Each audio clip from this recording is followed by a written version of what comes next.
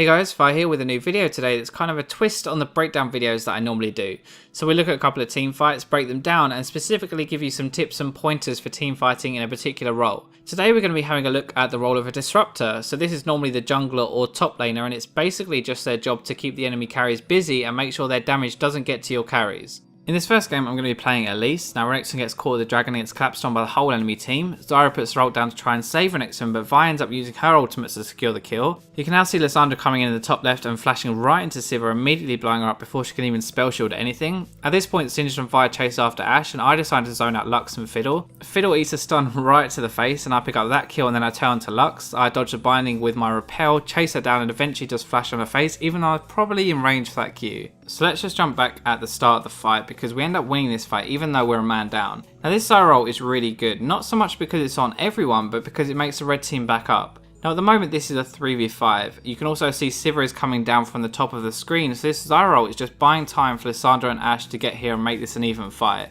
Now this next part is just after Lissandra has deleted Sivir. Now this was a really good play for a couple of reasons. Sivir was most of the enemy team's damage, but she was also sitting right in the middle of their team, which meant that everyone here took AoE damage from the ult. Now this is really where I have to make the decision as to what my job is in this fight, as I can either defend Ashe or I can zone out their back line. Now I'm bringing up the items here because it's a really important part of weighing up your options as well. Ashe is pretty strong right now and has an Infinity Edge and a Last Whisper, which means she's pretty much built for shredding tanks. Not only this, but Singed is pretty weak this game and Vi has built no armor at all. The biggest threat to Ashe this fight is the Fiddle Fear or the Lux damage, so my role is going to be stopping them from getting anywhere near her. I don't need to dive straight into them now where there are 4 enemies nearby, so I'm just going to move into the brush on the side where I'm showing you now, let Vi and Singed pass, and then I'm going to stop the others.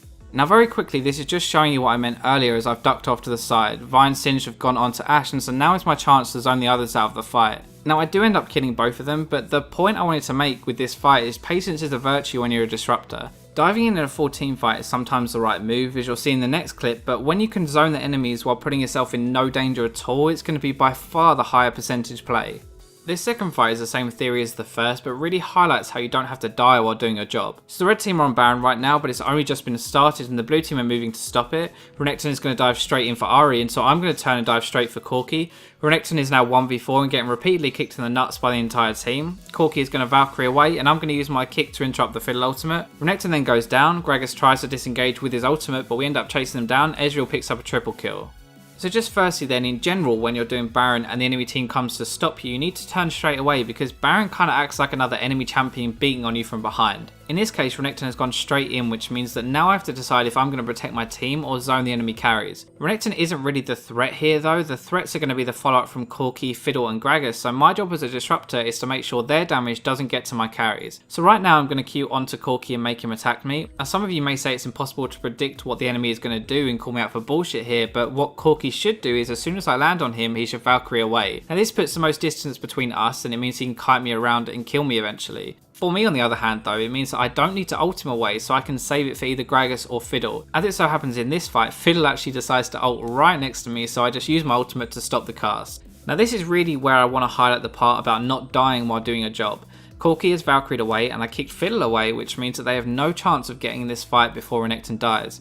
I'm also building full damage this game because Shaco has been trying to split push all game and I've tried to stay with him and keep him at bay, so this means that I'm really easy to kill. So now that Fiddle can't fear anyone and Corki can't damage anyone, I decide to just W out of danger and return to protection on my team. As soon as Renekton dies, it's going to be a 3v5 and so they're going to have to back out, and really there's just no sense in me dying to them if they've already lost the fight anyway. Now it would have been slightly different if their jungler was alive and someone like Nautilus who is pretty tanky, because then I would have had to stay and probably died to Corki and Gragas. The real problem in a team fight is that if your carries have to attack the tanks but their carries don't, then they'll output a ton more damage, and that's really when you're in real deep poop. So now I'm going to play both these fights through at full speed, and I just recommend that you watch how I position myself now that you know exactly what I was thinking and what I'm trying to do. If you don't want to watch these, then you can hit the big skip button at the bottom, as I have something to say at the end.